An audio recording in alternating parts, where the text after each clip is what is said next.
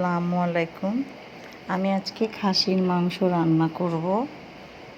তা আমি খাসির মাংসটা একটু হালকা কুসুম গরম পানি দিয়ে ধুয়ে নিয়েছি ভালো করে। এটাকে আমি রান্না করব। আমি কিন্তু এর ভিতরে একটু লেবুর রস দিয়ে দিব। এখন আমি একটা কড়াই নিয়েছি, কড়াইতে তেলটা দিয়ে দিলাম।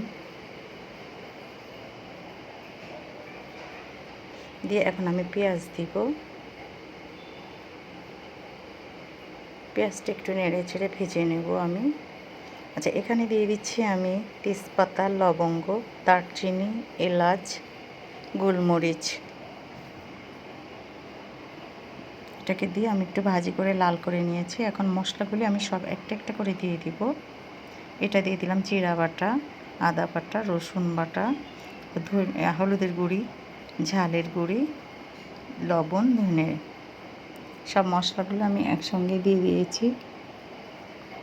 এটাকে আমি একটু নাড়াচাড়া করে নিব।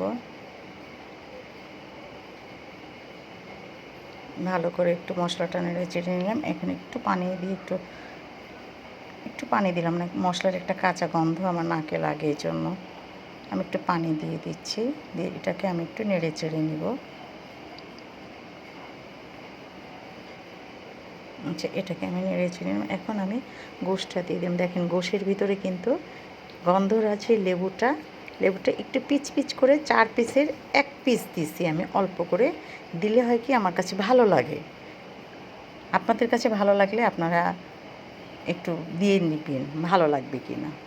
আমার কাছে ভালো লাগে, কেন খাসির গোশে আমার কাছে একটা কেমন জানি লাগে, গন্ধ লাগে, তো ওই জন্য আমি এটা করি। আমার কাছে ভালো লাগে, এটা দিলে গোশের টেস্টও বাড়ে বেশি, ভালোও লাগে বেশি। এখন আমি গোশটাকে একটু নেড়ে চেড়ে নিচ্ছি।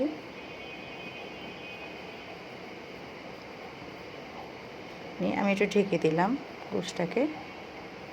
এখন আমি ঢাকনাটা উঠিয়ে দেখলাম, দেখি কেমন হয়েছে। আবার একটু নেড়ে চেড়ে দিতে হবে এটাকে।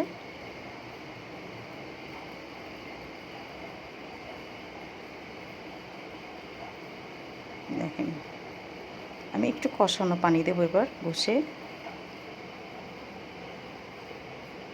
একটু কষানো পানি দিলাম। পানিটা দিয়ে একটু নাড়াচাড়া করে আমি এখন একটা ঢাকনি দিয়ে গোশটাকে আমি ঢেকে দিব আর কি। আচ্ছা, ঢেকে দিয়েছি। এখন উঠাই দেখি গোশটা কী অবস্থা আছে, একটু নাড়াচাড়া করে দেখি। হ্যাঁ, কষানো পানিটা কিন্তু টেনে গেছে।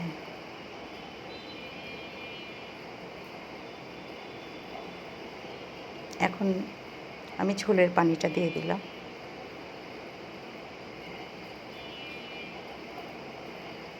পানিটা দিয়ে একটু নেড়ে চেড়ে আমি আবারও ঢাকনা দিয়ে ঢেকে দেব। আচ্ছা, এখন আমি একটু জিরের গুঁড়ি দিয়ে দিচ্ছি।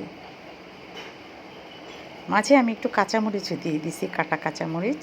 এখন আমি জিরের গুঁড়িটা দিয়ে দিলাম।